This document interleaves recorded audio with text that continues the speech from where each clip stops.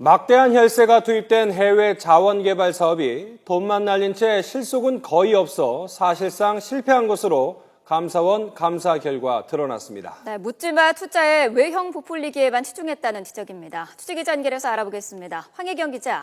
네, 감사원입니다. 네, 해외 자원개발 사업 어떤 문제가 있는 것으로 드러났습니까? 네, 먼저 사업의 당초 목적인 자원의 안정적 확보 측면에서 큰 문제가 있는 것으로 드러났습니다. 석유의 경우 지난 2002년부터 지난해까지 우리 기업이 투자한 지분율을 감안하면 5억 배럴가량을 국내에 들여올 수 있어야 했습니다. 하지만 같은 기간 국내 도입 물량은 0.4%에 불과한 220만 배럴이었고 이마저도 세 차례 시범 도입한 물량에 불과했습니다.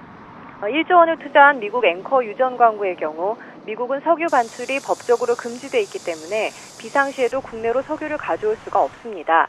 또 7천억 원을 들인 페루의 사비아 광구도 2025년까지는 생산량 전부를 현지 기업에 판매하도록 묶여있는 상황입니다. 자원개발 3사가 투자한 60개 사업장 가운데 23곳이 이처럼 생산 물량 도입에 제약을 받을 수밖에 없는 사업장인 것으로 드러났습니다. 투자액만 해도 7조 8천억 원에 달합니다. 또 이처럼 자원의 안정적 확보에는 실패했다 하더라도 투자 대비 수익은 제대로 내고 있는가? 그것도 아니었습니다. 감사원은 조사 결과 지난 2008년부터 지난해까지 3사의 적자는 당초 예상액이었던 3조 1천억 원보다 4배 이상 늘어난 12조 8천억 원에 달한다고 지적했습니다. 또 올해부터 향후 5년 동안 발생할 현금 수입도 기대보다 14조 5천억 원이나 부족할 것으로 전망했습니다.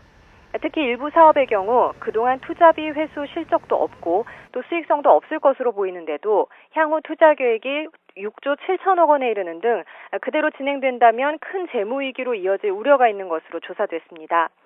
감사원은 이 같은 상황을 개선하기 위해서는 공사의 자산 구조 조정 등 획기적인 자구 노력이 필요하다고 강조했습니다. 그러나 이번 감사는 해외 자원개발 사업의 종합 점검을 위한 감사였던 만큼 책임자를 규명하거나 징계 요구를 하진 않을 방침이라고 덧붙였습니다. 지금까지 YTN 황혜경입니다.